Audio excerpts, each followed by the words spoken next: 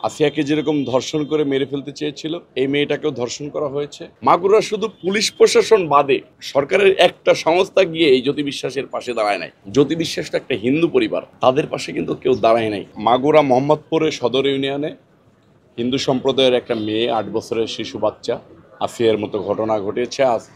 আসিয়াকে যেরকম ধর্ষণ করে মেরে ফেলতে চেয়েছিল, এই মেয়েটাকেও ধর্ষণ করা হয়েছে।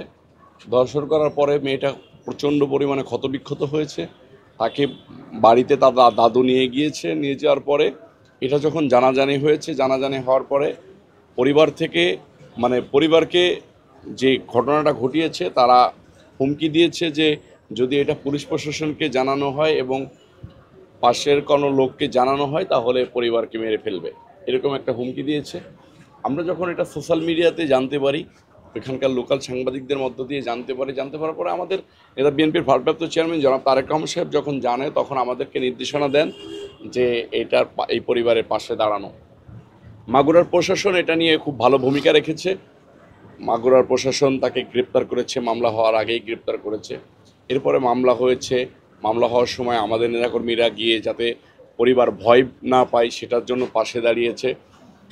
একটা জিনিস দেখলাম যে আসিয়ার ঘটনার সময় যেরকম বিভিন্ন দলের লোকরা ফটো সেশন করতে গিয়েছিল, বিএনপির ভারপ্রাপ্ত চেয়ারম্যান জনাব তারেক রহমান সাহেব আসিয়াকে চিকিৎসা করিয়েছে, আসিয়ার পরিবারের পাশে দাঁড়িয়েছে, ঠিক জ্যোতি বিশ্বাসের পাশে যেরকম দাঁড়িয়েছে।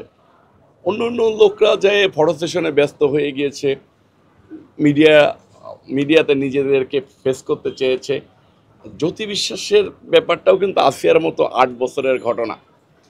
জ্যোতি বিশ্বাসের পাশে কিন্তু কেউ দাঁড়ায় নাই। মাগুরা শুধু পুলিশ প্রশাসন বাদে সরকারের একটা সংস্থা গিয়ে এই জ্যোতি বিশ্বাসের পাশে দাঁড়ায় নাই। আসিয়া তো একটা মুসলমান পরিবারের ব্যাপার ছিল, জ্যোতি বিশ্বাসটা একটা হিন্দু পরিবার, তাদের পাশে কিন্তু কেউ দাঁড়ায় নাই। বিএনপির নেতা, বিএনপির ভারপ্রাপ্ত চেয়ারম্যান জনাব তারেক রহমান সাহেব সবসময় মনে করে যে সকল ধর্মের মানুষই বাংলাদেশে নিরাপদ থাকতে হবে, সকল ধর্মের মানুষের পাশে আমাদেরকে দাঁড়াইতে হবে। বিএনপির ভারপ্রাপ্ত চেয়ারম্যান জনাব তারেক রহমান সাহেব মনে করে যে গণতান্ত্রিক দল বিএনপি থাকা অবস্থায় বাংলাদেশে যেন কোনো মানুষ অনিরাপদ না হয়, কোনো মানুষ যেন অবহেলায় না ভোগে। সেটার ধারাবাহিকতায় জ্যোতি বিশ্বাসকে মাগুরা সদর হসপিটাল থেকে রিফার করার পরে মাগুরা সদর হসপিটালে উনি চিকিৎসা করিয়েছেন, মোহাম্মদপুর হসপিটালে চিকিৎসা করিয়েছেন, এবার ঢাকায় এনেও পুরো চিকিৎসাটা শেষ করেছেন। আজকে চিকিৎসা শেষ হয়েছে, জ্যোতি বিশ্বাসের পরিবার তাকে নিয়ে বাড়িতে যাচ্ছে। বিএনপির ভারপ্রাপ্ত চেয়ারম্যান জনাব তারেক রহমান সাহেব আমাদের নেতাকর্মীদেরকে নির্দেশনা দিয়েছেন। আমাদের নেতাকর্মীরা কিন্তু ওই এলাকায় মিছিল টিছিলও করেছে, নির্দেশনা দিয়েছে যে প্রথম থেকে শেষ পর্যন্ত জ্যোতি বিশ্বাসের পরিবারের পাশে আমরা ছিলাম, আছি এবং থাকবো। জ্যোতি বিশ্বাসের পরিবারকে যদি কেউ মিনিমাম কোনো ডিস্টার্ব করার বা হুমকি দামকি দেওয়ার চেষ্টা করে, আমরা সেটাকে প্রতিহত করব বলেও পদাবদ্ধ হয়েছি। আমার কাছে মনে হয় যে মানুষের জন্যই রাজনীতি, সমাজের জন্যই রাজনীতি। বিভিন্ন জন বিভিন্নভাবে প্রতিযোগিতা না করে বিতর্ক সৃষ্টি করতে পারে, কিন্তু প্রতিযোগিতায় না গিয়ে বিতর্ক সৃষ্টি না করে আমরা সমাজের মানুষের জন্য কাজ করি। রাজনীতি হোক মানুষের কল্যাণের জন্য, রাজনীতি হোক সমাজকে ভালো রাখার জন্য। সেটার ধারাবাহিকতায় আমি যেহেতু ছোট মানুষ, ছোট জায়গায় নেতৃত্ব দিই, আমার তো সারা বাংলাদেশ ব্যাপী দেওয়ার সুযোগ নেই, সারা বাংলাদেশে আমি টুকটাক করি, কিন্তু মাগুরার প্রতিটা অসহায় পরিবারের পাশে আমি দাঁড়ানোর চেষ্টা করি। যেমন 5 তারিখের পরেই শুধু আমি 1000-এর মতো মানুষের চিকিৎসা করিয়েছি, চিকিৎসা সেবা দিয়ে এসেছি।